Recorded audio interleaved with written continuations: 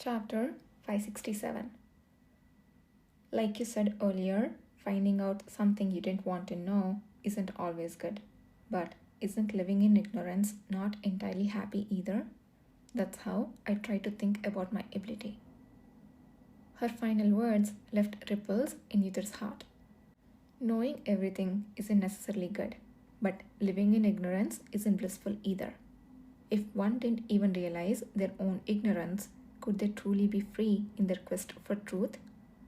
Yudhir himself was consumed by the desire to know the truth about his past life. And within that truth, there were things that Kishir from his past life had not revealed to him. I remember feeling really frustrated back then when Kishir wouldn't tell me anything. Where Kishir went during late nights, why he handed over command to Yudhir and left for Baleta, would secretly return when least expected, whether he had really been planning a rebellion. All the questions that a younger Yudhir had once been curious about began to flood his mind. Yudhir had defied Emperor Kashtian to give Kishir a chance because he wanted to know, and he probably felt frustrated every time he saw Kishir, precisely because he wasn't happy living in ignorance. All of this was the result of the desire to know. Even now, that feeling persisted, despite having forgotten much and trying to forget even more since his death. He wouldn't be like this if he didn't genuinely have regrets. Yes, Kana was absolutely right. Living in ignorance isn't blissful, and Kishir must feel the same way now. Just as Yudhir began to undergo changes after learning fragments of the truth about his past life, Kishir too would not be able to escape this fate, now that he knew some of Yudhir's secrets. The man who enjoyed intellectual games and the thrill of breaking down barriers, and who laughed joyfully while doing so, would act differently, especially around Yudhir, and Yudhir knew this better than anyone. What he knew was not limited to emotions. The biggest difference between his previous and current life was that all the lingering hesitations between them had vanished, and they knew each other even physically. Yudhir began to think back to the times when he'd passionately desired his counterpart, ignoring everything else in his current life. He recalled the moments when he'd discovered just how far he could go just because he wanted something, and how much of the other person he could desire. These moments were filled with both ecstasy and tears. It was far more than a mere physical encounter. He couldn't dismiss what he had felt, the oneness, the shared pain, while being continuously intertwined. Yudhir pondered for a long time. Alright, let's admit that waiting for the situation to turn completely in my favor is excessive greed. After all, the world had never been kind to Yudhir. While Kishir and the Emperor might have had their share of luck, Yudhir himself was more familiar with misfortune than fortune. And in the face of such unpredictable misfortunes, Yudhir's response had always been the same, to simply maintain his usual self and to avoid unnecessary complications. Let's not overcomplicate things. Yudhir decided to set aside his burgeoning fear and retreat, opting to assess the situation he found himself in with a cool head. While this incident has been embarrassing, if I think about it, it's actually surprising that everything has gone more or less as expected until now. No one knows what will happen tomorrow. Even if Yudhir managed to discover everything right away, how Kishir would react after learning the truth of his dream was unknown. There was no benefit in avoiding the uncertainties. Kishir saw not his own death, but mine in his vision. Given that Kishir himself still has many questions, it might be fortunate for me to bring up my side first. Certainly, Kishir would ponder over various speculations he had made up till now. However, Yudhir resolved not to become mired in questions without clear answers. I initially wanted to understand everything from my end and have a frank discussion, but given how things have turned out, there is no helping it. Anyway, no matter what happens, it can't be worse than my past life. The thought that his situation couldn't get worse than before surprisingly lent him a measure of positivity. The reason I can afford such idle concerns is because I have grown too accustomed to this excessive warmth. My present contentment has sprouted excessive desire. In his past life, there hadn't been time for Yudhir and Kishir to step back and think things through.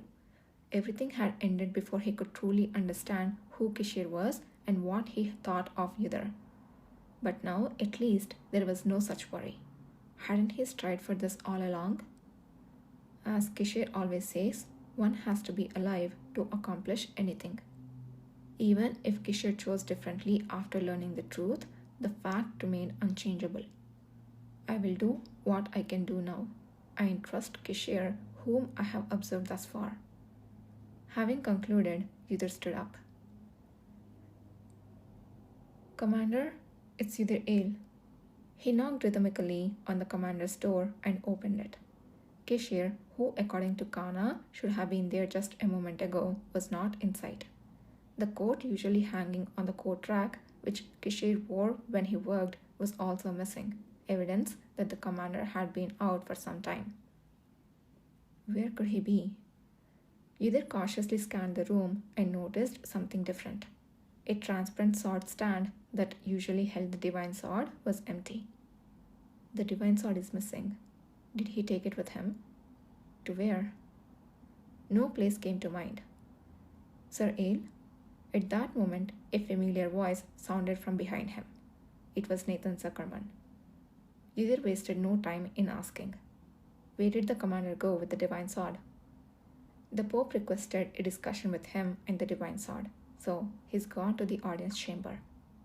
Did he go alone? He went with some other members of the cavalry. As if saying, didn't you know, the southern knight looked at Yudhir with a faint hint of puzzlement. Finally, Yudhir breathed a sigh of relief. All right, given the circumstances, it's only natural that he would go with others, especially since I haven't returned to duty yet.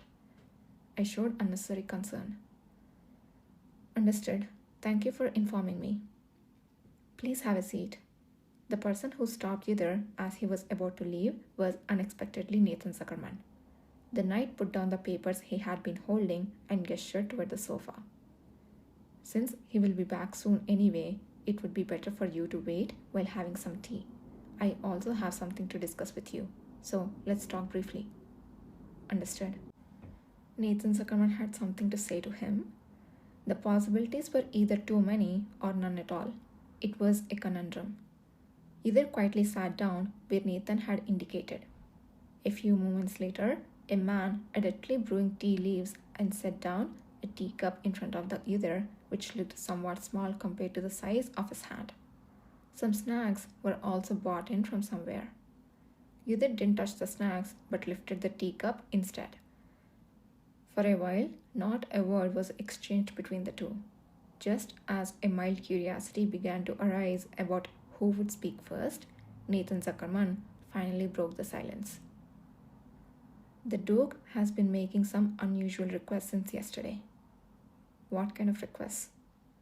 He asked for sleeping pills, which he had stopped taking since becoming an awakener. He also took some headache medicine. He even ordered me to bring old historical books based on scriptures and grimoires written in ancient script. These were rare books, primarily designated as restricted or unavailable outside the Imperial Library. ... I suspected that these strange requests are somehow connected to Sir Ale. What do you think? Sleeping pills, headache medicine, and restricted books. Each was surprising in its own way. So, Kishir has continued to have those dreams? Despite the fragrant aroma rising from the tea, Yudhir couldn't discern its flavor. After a lengthy silence, he nodded. It seems your suspicions are likely correct, Sir Zuckerman.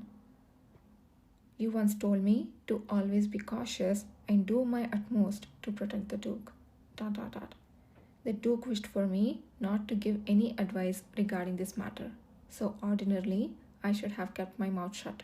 However, right now I'm telling you this as a precaution. With a stern and impassive face, the Southern Knight spoke quietly.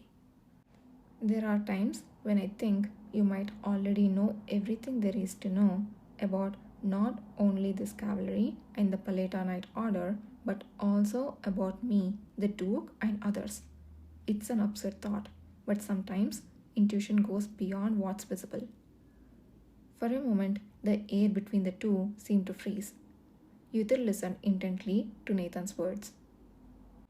I don't doubt the Duke has had similar thoughts. Yet, the fact he says nothing suggests that whoever you are, whatever you are, doesn't matter. Dot dot dot. The heavily weighted words burrowed deep into his ears. I have placed the items the Duke requested under the desk over there. You're the only one who can understand his intentions after examining them. So, take a look and make your judgment. Uther rose from his seat and walked toward the spot Nathan had indicated.